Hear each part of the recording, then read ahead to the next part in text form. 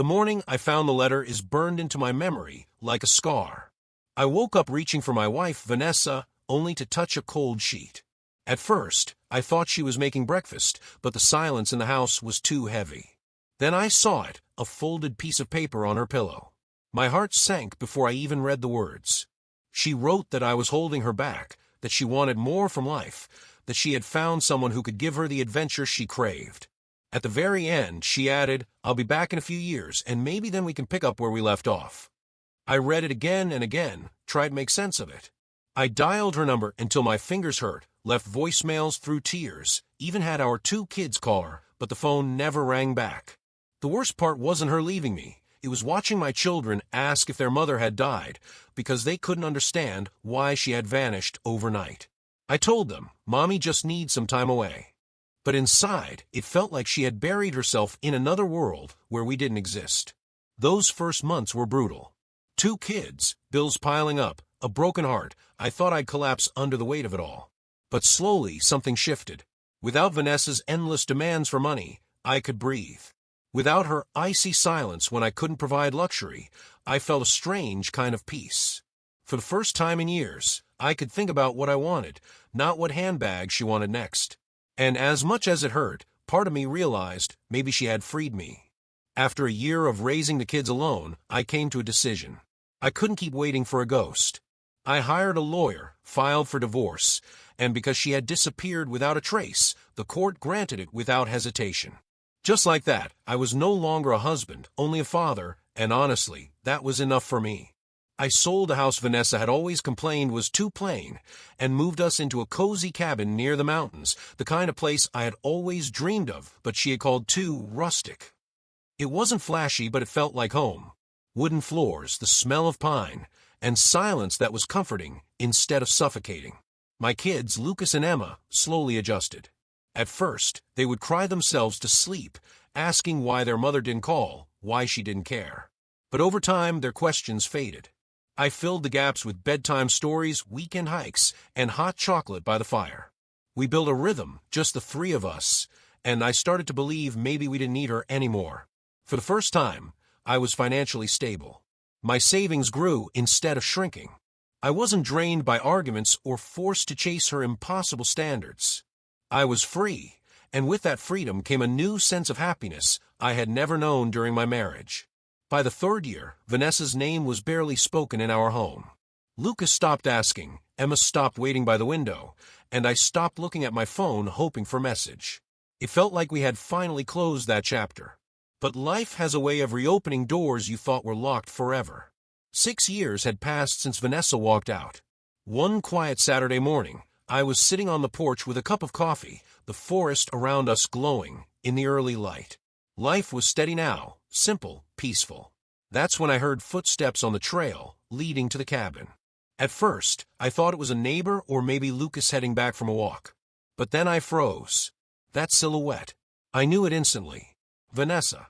She looked almost exactly the same, as if time had been kinder to her than it had to me. Expensive clothes, glossy hair, gold bracelets catching the sun.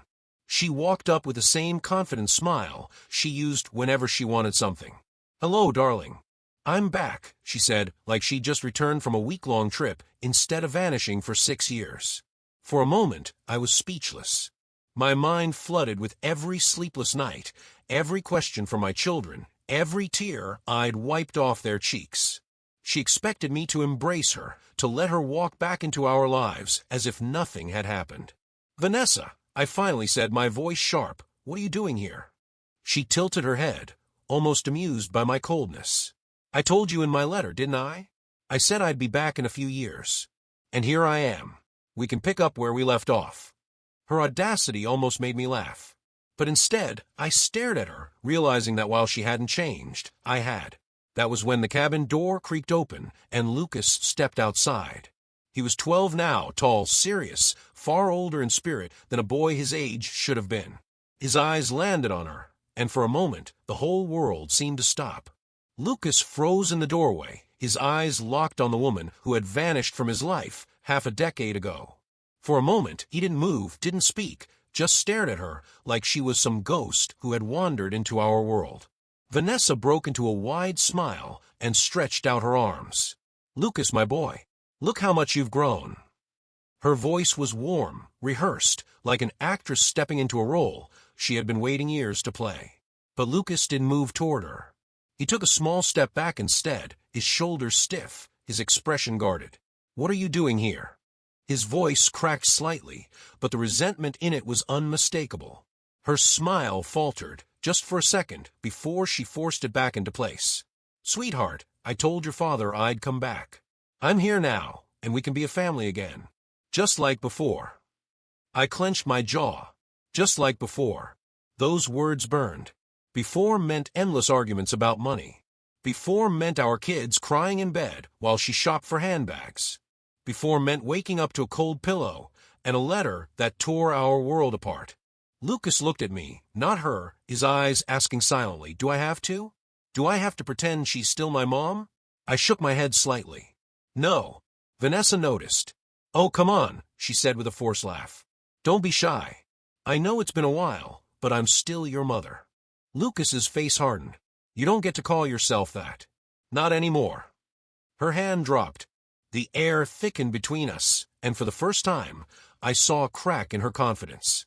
She hadn't expected this, the rejection, the coldness.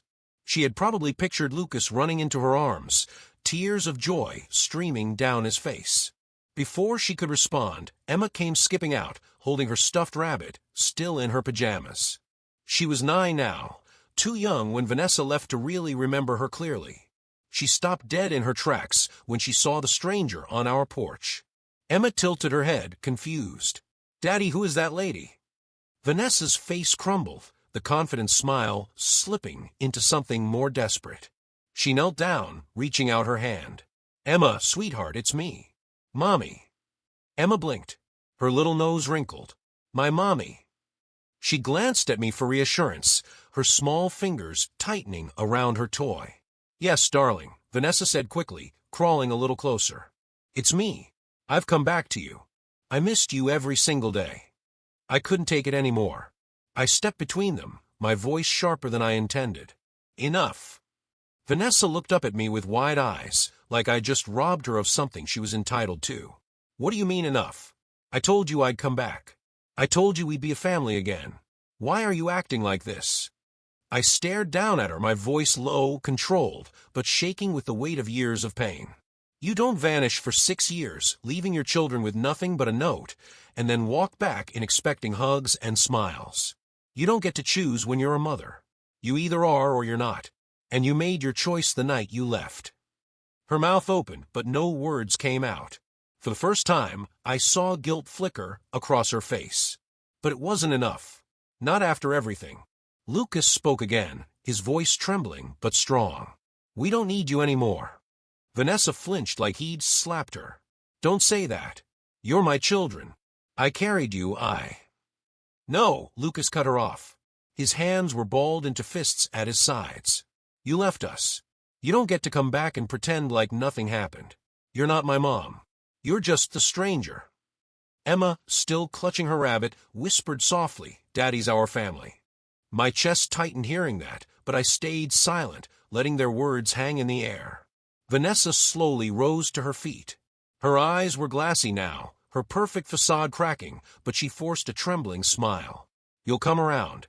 You'll see. I'm back now, and I'm not going anywhere this time." I looked at her coldly. "You're already too late."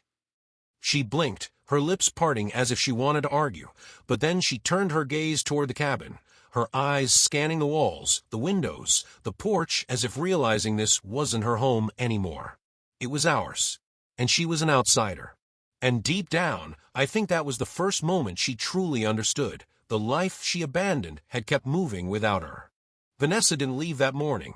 I half expected her to storm off in a rage, but instead, she lingered on the porch like someone waiting for an invitation that never came. She leaned against the railing, arms crossed, studying the cabin, the trees, even the kids, as if she were trying to convince herself she still belonged here. "Things look different," she said finally, her voice softer now, stripped of its earlier confidence. "When I left, you were struggling. The bills, the debt, you were drowning. But now," she gestured vaguely at the cabin, the yard, the bikes leaning against the wall. Now it looks like you've got all together. Did you even miss me?" Her words were like gasoline on a fire I'd been trying to keep contained. I laughed, not because it was funny, but because it was so absurd. "Miss you? Vanessa, you left me with 2 kids and a note. You cut off your phone, disappeared without a trace, and I had to explain to our children why their mother chose handbags and adventure over them. What exactly was I supposed to miss?" Her jaw tightened. I was suffocating, and you know it. I needed to find myself. You could never understand what it felt like to have dreams bigger than this. She waved her hand at the porch, the cabin, the woods. Lucas snapped before I could. "We were your dream. Or at least we should have been." The words hit her harder than anything I could have said. Her eyes glistened, but she quickly turned away, pretending to adjust her bracelet. "You don't know what you're talking about," she murmured. Emma tugged at my shirt, whispering, "Daddy, I don't like this lady. Can she go?" I bent down, kissed her forehead, and sent her and Lucas inside. They didn't protest. They were glad to escape. When the door shut, I faced Vanessa alone. "You want the truth," I said. "At first, I begged for you to come back. I called you until my voice gave out. I kept the kids awake at night, hoping your number would light up the screen. But then something changed. We got used to life without you. We healed. And in that healing, I realized I didn't want the woman who wrote that note anymore." Her lip trembled, but she forced a bitter smile. "So that's it. You just replaced me." I met her gaze. "No. You replaced yourself the night you walked away." For a long moment, she didn't speak. The only sound was the wind rustling the trees. Finally, she straightened her shoulders, as if slipping back into the armor she'd worn all her life. "You think you can just shut me out, but I'm their mother. Legally, biologically, nothing changes that. You divorced me, but you didn't erase me. And I'm not going anywhere until they accept me again." The threat in her words wasn't shouted. It was quiet, steady, dangerous. And for the first time, I felt a chill run down my spine. Because Vanessa wasn't planning to leave. She was planning to reclaim a life that no longer existed, and she wasn't going to take no for an answer. That night, I barely slept. The kids were tucked into their rooms, safe, but I sat on the couch with a glass of water in my hand, staring at the front door. Vanessa had left hours earlier, but her words echoed through my head. "I'm their mother. I'm not going anywhere." She was right about one thing. She was still their biological mother. And if she really wanted to, she could try to drag us into court, stir up custody battles, disrupt the peace I had fought so hard to build. The thought made my stomach twist. The next morning, Lucas came into the kitchen as I was making pancakes. He sat down heavily at the table, his face pale and drawn. "She's not coming back, is she?" he asked. I set the spatula down and looked at him. "What do you mean?" He clenched his fists. "I mean she's not coming back as a mom. Not like before. She's just here to mess everything up again." My chest tightened. I wanted to protect him from this, but he was old enough to see the truth. "Lucas," I said gently, "you and Emma are my world. Nothing she does changes that. She made her choice. But we've made ours too. We move forward no matter what." He nodded slowly, but I could see the hurt flickering behind his eyes. By mid-afternoon, there was a knock on the door. I didn't need to look, I already knew. Vanessa stood there in jeans and a silk blouse, holding a grocery bag as if she were dropping by after work. "I brought dinner," she announced with a smile. I didn't move to let her in. "You can't just show up here like nothing happened." She rolled her eyes. "Oh, stop being dramatic. The kids need me. You need me. Let's not make this harder than it has to be." Behind me, Emma peeked from a hallway, clutching her stuffed rabbit. She frowned at Vanessa and whispered, "Daddy, I don't want her here." Vanessa heard. Her face froze, but only for a second before she crouched down, sugar dripping from her voice. "Emma, sweetie, I know you're confused, but I'm your mommy. I love you more than anything. One day you'll understand." Emma hid behind my leg. My blood boiled. "That's enough, Vanessa. You don't get to play the hero now. You don't get to show up with a bag of groceries and expect the kids to forget the nights they cried for you." Her eyes flashed, sharp and cold. "You think you've replaced me. But you haven't. You're just holding my place until I take it back."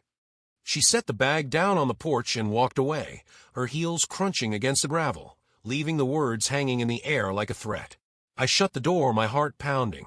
Lucas emerged from a hall, his jaw tight.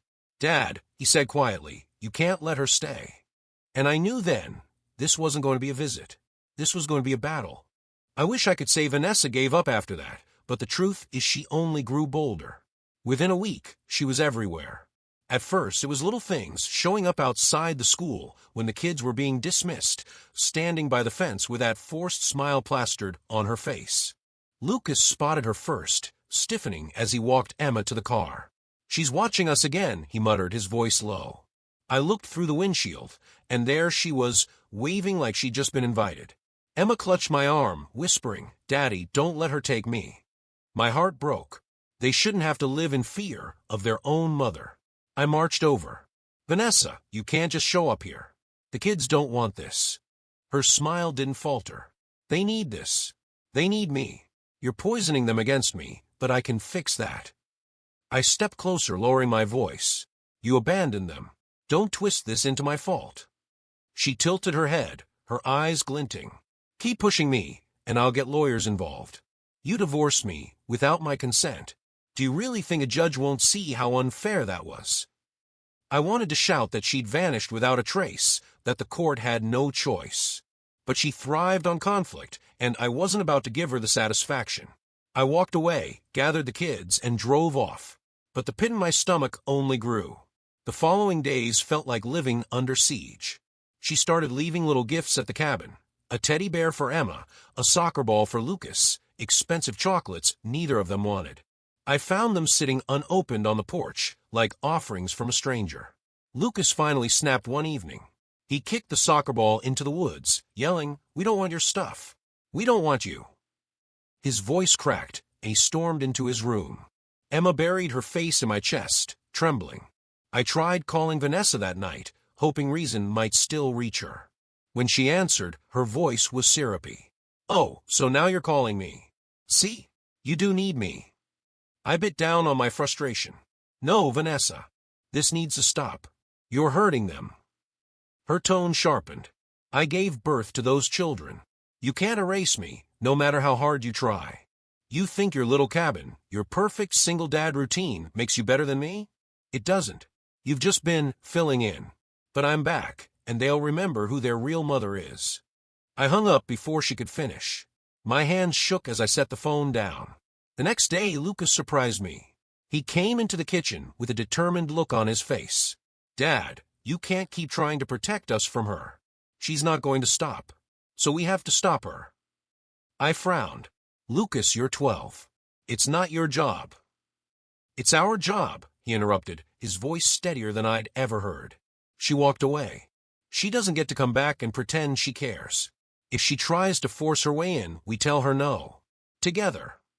Emma nodded solemnly beside him, still clutching her stuffed rabbit.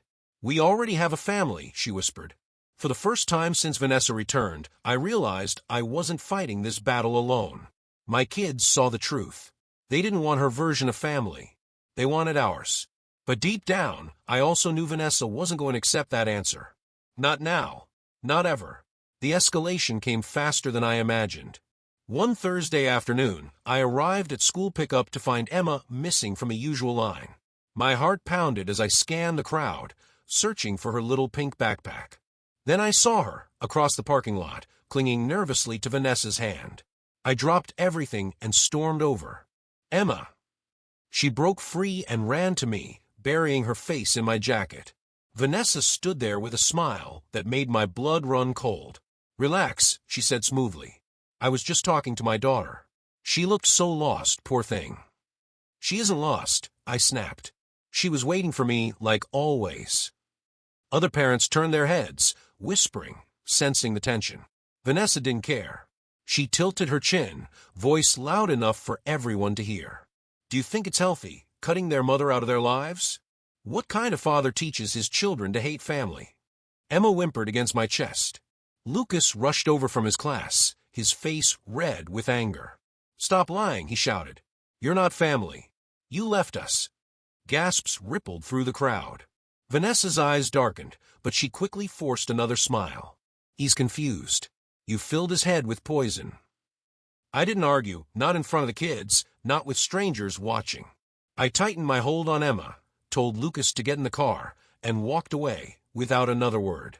But the weight of those watching eyes told me Vanessa was already preparing her next move. That evening, a thick envelope arrived in the mail. Inside was a neatly typed letter from a law firm, stamped and official. Vanessa Carter seeks restoration of custodial rights and visitation with her biological children. My hands shook as I read the words. She was really doing it. After 6 years of silence, after one note left on a pillow, she wanted to rip apart the home we had rebuilt. Lucas stormed into the room when he saw the papers. She's trying to take us, isn't she? I swallowed hard. She's trying, but that doesn't mean she'll succeed. His eyes burned with a maturity far beyond his age. She doesn't care what we want, but we do. And you can't let her win, Dad. Promise me. I put a hand on his shoulder. I promise. That night, after the kids were asleep, I sat alone at the kitchen table, staring at the letter. My cabin, once a sanctuary, now felt fragile. Vanessa wasn't just hovering anymore. She was striking back, trying to rewrite the past as if she hadn't destroyed herself. But she didn't realize one thing. The kids had already chosen their family. And this time it wasn't her. The first meeting with the lawyers felt like stepping into a war I never wanted. My attorney, a calm, sharp woman named Dana, sat beside me, flipping through Vanessa's petition. Across the table, Vanessa lounged in a tailored suit, her lips curled into that same smug smile she'd worn the day she left. Her lawyer spoke first. Ms. Carter is seeking joint custody. She acknowledges past mistakes but asserts her rights as the biological mother. She's committed to rebuilding her relationship with her children. I wanted to laugh. Rebuilding? She hadn't laid a single brick. She'd burned the whole house down and now wanted to claim it was hers again. Dana leaned forward. My client has raised those children alone for 6 years. Ms. Carter made no attempt to contact them, provide financial support, or maintain a relationship. These children barely know her. Forcing custody now would be harmful to their stability. Vanessa cut in, her voice dripping with false warmth. They know me. They'll remember once I'm around again. You'll see. Children always need their mother. I couldn't stay silent any longer. You didn't act like a mother when they begged for you, when they cried themselves to sleep. You vanished, Vanessa. You don't get to rewrite history. Her eyes flickered with something sharp, anger, maybe fear, before she masked it with a laugh. Oh, come on. You were struggling. You should be thanking me for stepping aside while you figured things out. Dana put a hand on my arm, signaling me to stay calm, but inside I was boiling. The court date was set for a custody hearing. Weeks turned into a blur of paperwork, witness statements, and interviews. Lucas and Emma were asked questions by a child psychologist, and when they came home, Lucas clenched his jaw and said, I told them everything. I told them we don't want her. Emma nodded fiercely, holding his hand. The day of the hearing, the courtroom was cold, sterile. Vanessa sat across from us, dressed in muted colors this time, trying to look humble. She even dabbed at her eyes when her lawyer spoke about a mother's love. But then Dana rose. Your Honor, I'd like to submit a copy of the letter Ms. Carter left the night she abandoned her family. In her own words, she admits she was leaving her children behind to pursue her own dreams, promising vaguely to return in a few years. It has now been 6 years. Gasps rippled through the room. Vanessa's face drained of color. The judge adjusted his glasses, reading the letter carefully before lifting his gaze. Ms. Carter, this is highly unusual. You expected your family to pause their lives until you returned. Vanessa stammered, her composure slipping. I thought I needed time. The judge's tone hardened. And during that time, your children were raised by their father alone. He provided stability, home, education. You provided nothing. For the first time since her return, Vanessa didn't have an answer. When the session ended, nothing was final yet, but I could feel the shift. For once, the truth was on record. The note she thought would excuse her absence had become the very proof of her abandonment. Lucas gripped my hand tightly as we walked out. She's losing, isn't she? He whispered. I squeezed back. We're winning, son. We're keeping our family. But even as I said it, I saw Vanessa watching us leave, her eyes burning with a determination that told me one thing. she wasn't finished. Not yet. The final hearing arrived on a rainy Tuesday.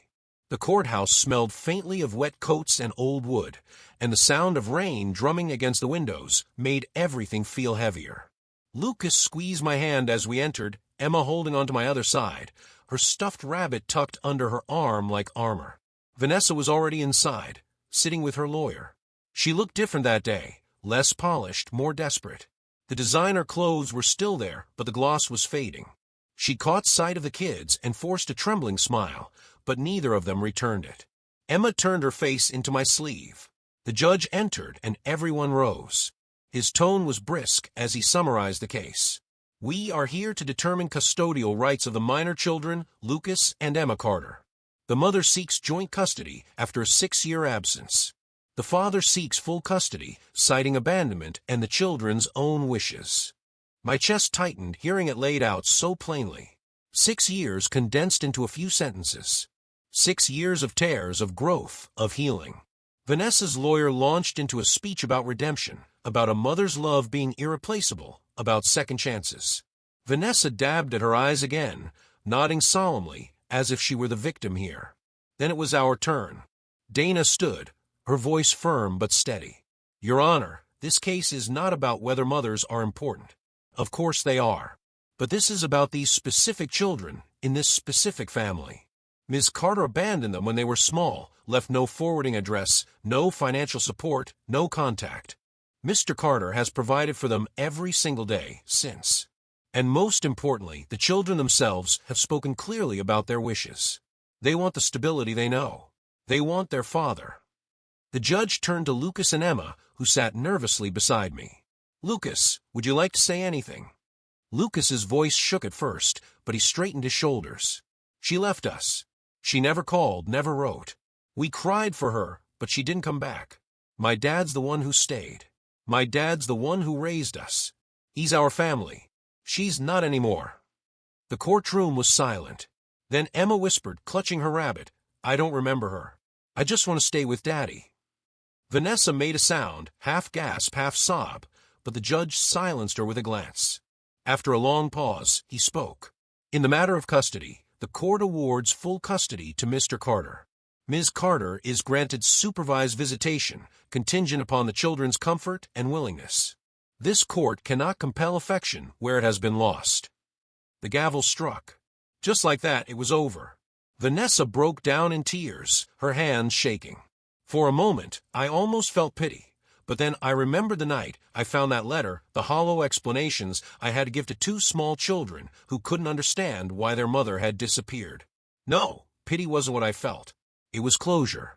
As we walked out of the courtroom, Lucas and Emma each gripping one of my hands, I felt lighter than I had in years. The storm outside had broken, and sunlight spilled through the clouds. Vanessa called after us one last time, her voice cracking. They'll come back to me one day. You'll see.